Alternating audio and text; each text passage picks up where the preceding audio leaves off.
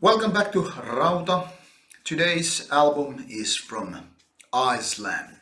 Now, there's not so much talk about Icelandic metal scene, even though it is a small one, it still is there very much.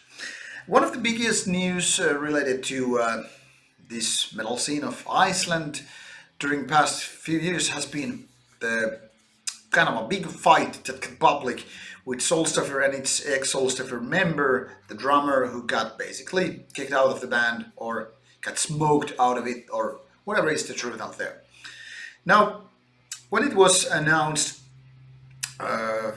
both the band and the ex-member of the band, there was this kind of a discussion going back and forth about like what was the real reason of this split between the members and all that stuff. And some of the members, some of the fans decided to stick with the band, while some decided to, support the ex-member and kind of like wave bye-bye to the rest of the band.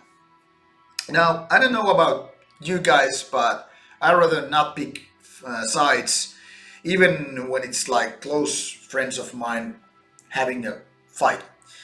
And I never did pick fight with this band or pick sides or anything like that. I was just waiting what would happen, and now it's good news time.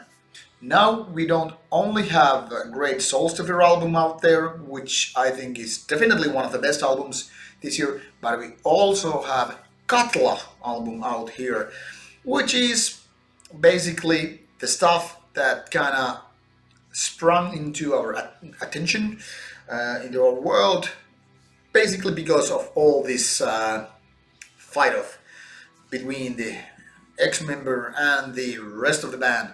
So I think in the end the winners are we, the audience. So now, after this long introduction, can I present you the debut album of Katla? And now I don't even dare to try out to pronounce this name because my Icelandic is really rusty, but I hope you can figure it out here. So this is the debut album, and as you can see, it's not a typical digipack release because it's kind of like cut in a specific shape here. It's a three-folding digipack release with nice, really dark and kind of sad pictures, both on the cover and on the back cover. Inside we have the picture of this two-man band here, and not much else. But the real treat, besides of the obvious music, is inside in the form of 24-page booklet. Now, this is a luxury, in my opinion, when you're buying a CD or whatever.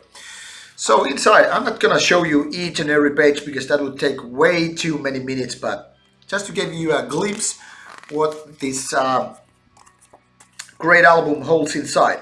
And for those who don't know, Katla is one of the most infamous volcanoes in Iceland, after which this band is named of.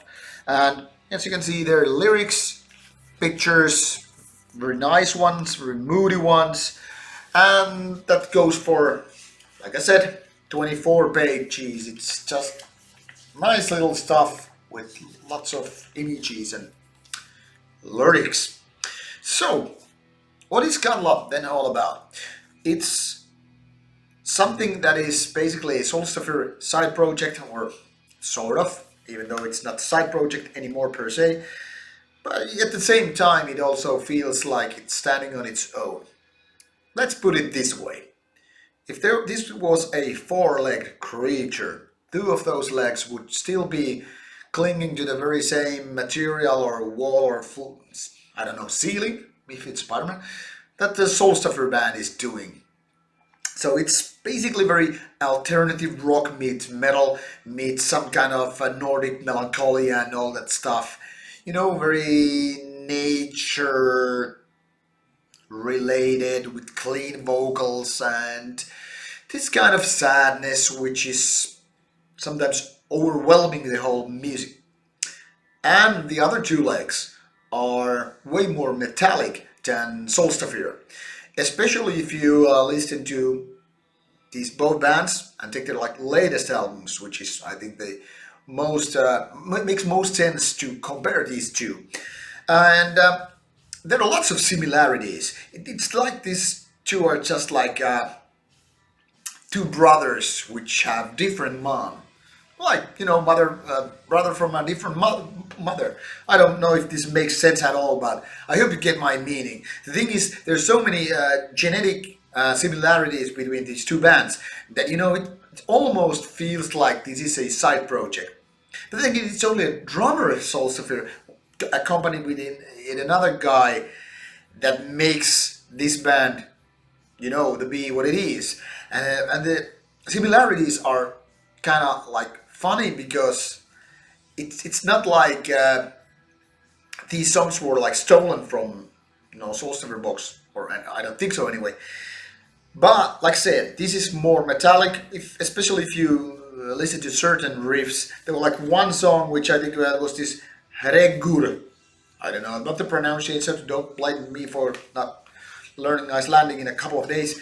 That actually has like a Scandinavian black metal riffing at some point, which is something that Solstafir would never do, in my opinion. I would guess not, because that's what they did like 20 years ago when they were still starting as a band with their first mini CD and whatnot. But this one has more like this kind of aggressive stuff. But it's still more kind of a gloomy, kind of atmospheric, kind of like a sad album in a way. It's like as both these bands are channeling the same set of emotions, be it frustration, be it about sadness, be it about I don't know, depression of sorts. And these guys are just split up way too many months ago, and still they kind of remind each other. So I don't know if it's more about Icelandic mindset or if it's in their tap water. And like, oh, let's drink this bottle of Icelandic beer, and suddenly I know how to make proper Icelandic melancholic metal or alternative rock with these kind of ideas. Maybe that's the reason why Björk is one of a kind, unique flower or snowflake. Be it as it may, Katla has created a great album, but I still think it's this start of the album maybe promises a bit too much of what the whole album is actually all about. The start, like the first couple of songs, I don't know, maybe three or four even, they're the stronger ones. It's just like it starts really strong. It is very inspiring, and like when I put it for the first time on my player, I was like, this is fantastic. This could be very well on par with Solstafir. But when the album kind of reaches its end, it became clear to me that this is not as strong, this is not as good, this is not as well polished and thought thoroughly. I don't know if it makes sense. The thing is that there are no clear problems. There are no clear weak links. They're not like something I can put my finger on and say like, hey, remove this riff or get rid of that part or like make these songs shorter or stuff like that. It's just basically what feels to me is like this is a slow decline, very unsteep, It's just like if you put a ball on it, you would just like see it sliding down quickly because that's the law of physics. But by just giving it a look, you wouldn't even, see the decline. And this is how this album is constructed, in my opinion. It's just a slow, very modest kind of a not downfall, but going down slowly, maybe even going to die. Maybe it's even the very question on this album. Maybe this is all about, facing your slow death. Or maybe it's about, something to do with going through with your emotions or stuff. I don't know. The thing is, like I said in the very beginning of this review, And now we don't only have Solstafir, we have also Katla, and I don't know if there are any other bands which kind of make this kind of music. So rocking, yet so sad. Some metallicism, but then also these kind of desperate, clean vocals, which are so Icelandic that I can't just do anything else but nod. Yeah, this is it. So, this is a great album. Go check it out. Especially if you are into Soul Stepper. If you ever were, or if you're still doubtful, now I can tell you this is the album of the month, or at least very close to being that very fact. So, thank you for watching. Hope you get to listen to this album, and I hope you gonna comment something clever on the comment box below. Thank you for watching. That's all from me, and stay metal, stay brutal. Listen to this one. It will clean you off.